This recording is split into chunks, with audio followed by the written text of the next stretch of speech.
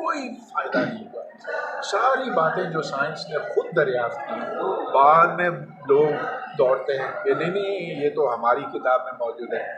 یہ ہندو بھی کرتے ہیں, یہ یہودی بھی کرتے ہیں, یہ عیسائی اور مسلمان سب کرتے ہیں, کیونکہ سائنس اتنی مضبوط اور مستند چیز ہے نا کہ ہر ایک اس کو کلیم کرنے کی کوشش کرتا کہ نہیں ہم نے پہلے سے یہ 1400 سال پہلے نہیں 5000 سال پہلے ہم نے یہ جان لیا تھا.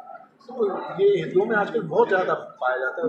مودی نے یہی کہا تھا کہ ہمارے وید میں تو یہ ہے کہ سب سے پہلی پلاسٹک سرجری ہندوؤں نے کی تھی اور پورا ٹرانسپلانٹ کیا تھا. تو یہ اپنے آپ کو دھوکہ دینے والے. سر یہاں پر ایک چھوٹا سا سوال ہے آپ کے پہلے بات کے ساتھ ریلیٹ کرتے ہوئے کہ مولوی حضرات کہتے ہیں کہ دنیا آخرت کی کہتی ہے. اب کسی پروڈکٹ کے لیے اس کے لینڈ کا ضروری تو ہوتا ہے نا, ساتھ میں وہ یہ کہتے ہیں کہ this world is of no more important, اصل جو دنیا ہے وہ تو وہ.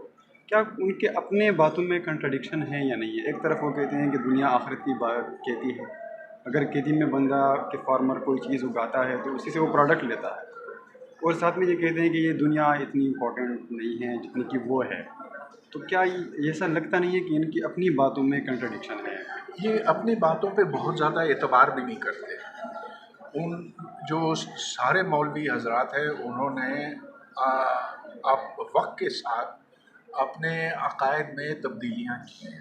اب جیسا کہ یہ فوٹوگرافی ہے, 1400 سال سے تصویر کشی اسلام میں منع تھی. پھر آیا ٹیلی ویژن. ٹیلی ویژن کو بھی انہوں نے شروع میں حرام کہا. میں خود گیا تھا کاغان جب یہ زلزلہ آیا تھا 2005 میں, تو اس وقت ادھر کے مولویوں نے یہ عام کر دیا تھا کہ زلزلہ اس لیے آیا ہے کہ تم ٹی وی دیکھتے ہو. تو ادھر انہوں نے ٹی وی سینکڑوں کے حساب سے تباہ کیے تھے, توڑے تھے. اب ہر مولوی جو ہے وہ کوشش کرتا ہے کہ اس کو شام کے پروگرام میں لایا جائے. ہر مولوی سیلفیاں کھینچتا ہے. تو یہ کیوں اچانک تبدیلی آ گئی؟ آج دیکھیں بینک آپ کو نظر آتے نا, یہ بینک کب سے شروع ہوئے ہیں دنیا اسلام میں؟ 100 سال بھی نہیں ہوئے, کیونکہ اس سے پہلے سود پر ممانعت تھی, پابندی تھی, اور اب دوبارہ اسلامی نظریاتی کونسل کہہ رہا ہے کہ یہ بینک سارے حرام کے ہیں, اور یہ حرام ایسا حرام ہے کہ زنے سے بھی زیادہ ہو رہا ہے. بند کرو ان بینکوں کو. اب خیر ان کی بات کوئی نہیں مانے گا, لیکن بات یہ کہ اب ہر بینک نے مولوی رکھے ہوئے ہیں.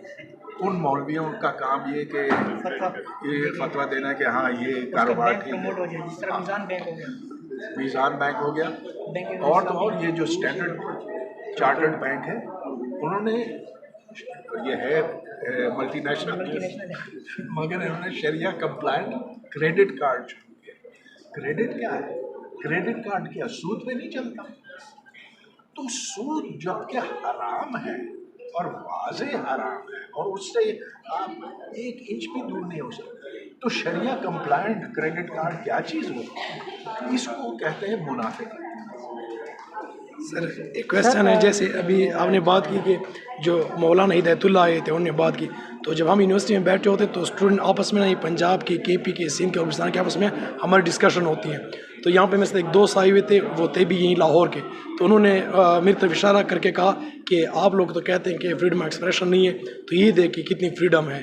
تو کیا سر واقعی میں یہ اسپیچز کرنا یا ایسے کامنٹس کرنا ایک فریڈم اس کو ہم کہہ سکتے ہیں؟ دیکھیں بہت اچھی بات ہے, اور ابھی میں بتا رہا تھا کہ مولانا ہدایت الرحمان, میں ان سے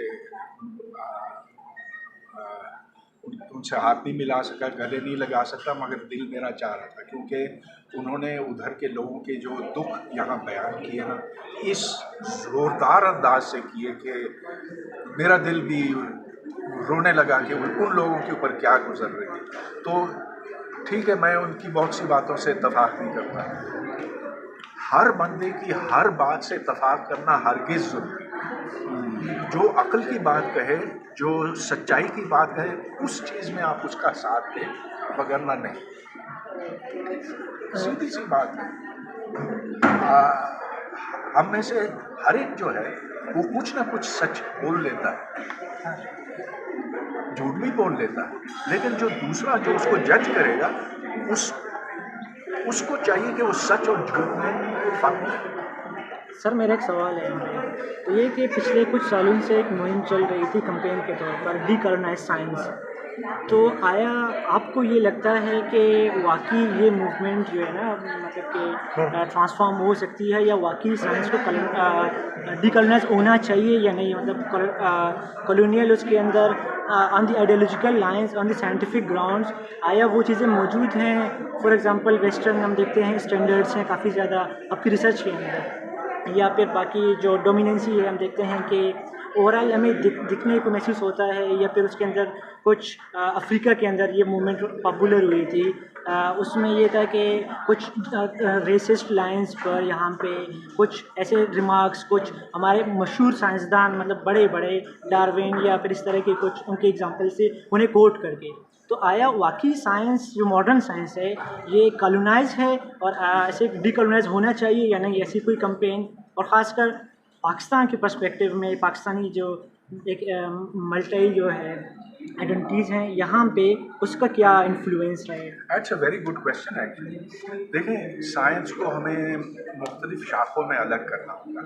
اگر آپ کہیں گے کیا کلونیل سوچ ایک ایٹم کی کھوج لگانے میں بھی موجود ہے، اور ایٹم کے اندر جو ہے یا جو کائنات کی ابتدا بگ بینگ سے ہوئی تھی، کیا ادھر کلونیل سوچ آڑے آتی ہے ایسے؟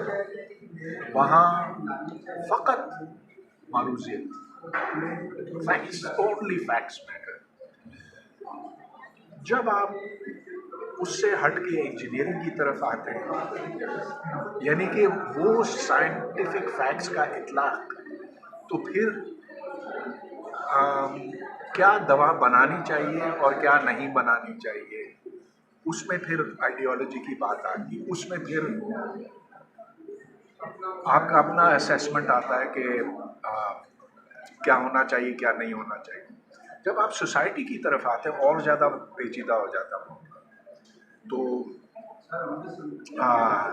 مثال کے طور پر انٹیلیجنس، ہو از مور انٹیلیجنٹ، بلیک اور وائٹ، بلیکس اور وائٹس، وہ بڑا ایک گرے ایریا ہے میرے خیال میں، کیونکہ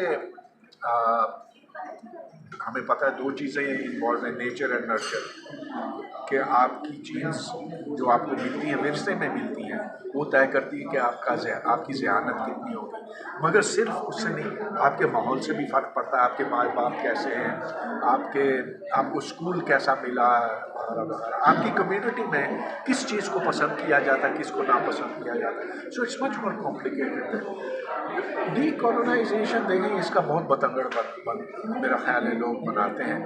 اب ہم 75 سال اس سے آگے نکل گئے کم از کم پاکستان میں، اور جو ہمیں خطرہ ہے جو